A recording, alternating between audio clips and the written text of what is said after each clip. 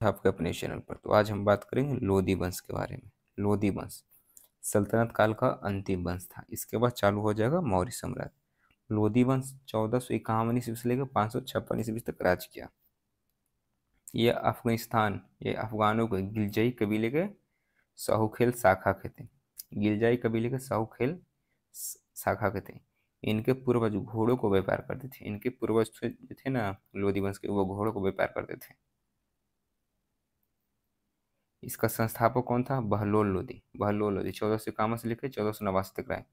अमीरों के लिए मसनद ए अली कहकर पुकारता था। अमीरों को मसनद ए अली कहकर पुकारता था। ये अपनी पगड़ी अमीरों के पैरों में रख देता था।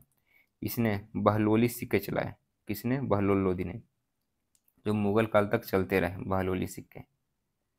बहलोल लोधी ने 1451 में आलम शाह को हटाकर दिल्ली पर लोधी वंश की स्थापना की। बहलोल लोधी ने 1451 में आलम शाह को हटाकर दिल्ली पर लोधी वंश की स्थापना की। ये आलम शाह कौन था? वह सैयद वंश का था। सैयद वंश का मैंने शॉर्ट वीडियो अपलोड कर दी, देख लीजिएगा।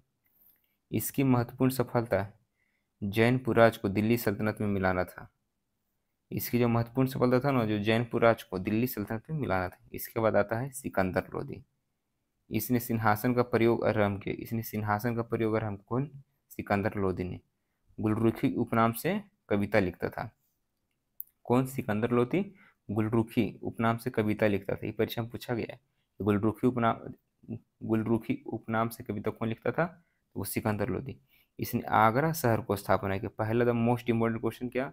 इसने आगरा शहर को स्थापना किया। कब? 1504 एवं 1506 में।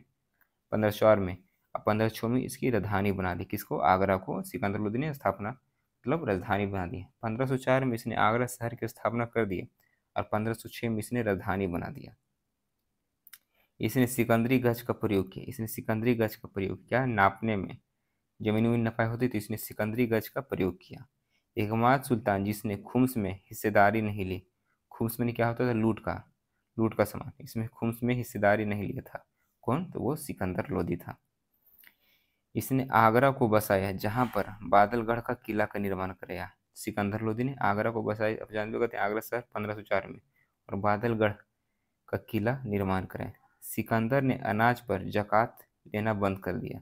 जकात एक कर था जिसको लेना बंद कर दिया। किसने? सिकंदर ने। इसने ब्राह्मणों से जजिया कर लेना पुनः शुरू कर दिया। इसने ब्राह्मणों से जजिया कर लेना पुनः शुरू कर दिया। किसने? सिकंदर लोधी ने। सिकंदर लोधी की मृत्यु 21 नवंबर 1517 ईस्वी को आगरा में हुआ। इसने अनाज से चुंगी कर हटा दिया था। अनाज से चुंगी कर हटा दिया। किसने? सिकंदर लोधी ने। इसका पसंदीदा वाद्य यंत्र क्या था? शहनाई। शहनाई बजाता था। और गुलरुखी से ही कविता लिख रहता था। गुलरुखी उपनाम से यह कविता लिखता था। लज्जत ए सिकंदर शाही संगीत ग्रंथों को फारसी में अनुवाद किया। लज्जत ए सिकंदर शाही संगीत ग्रंथों को फारसी में अनुवाद किया। फिर फरहंग ए सिकंदरी आयुर्वेद ग्रंथों को फारसी में। फरहंग सिकंदरी आयुर्वेद ग्रंथों को फारसी में। लज्जत सिकंदरी संगीत ग्रंथों को फारसी में। फिर इसके बाद आता है कौन? इब्राहिम लोधी। इसके बाद आ जाएगा मुगल साम्राज्य। इब्राहिम लोधी।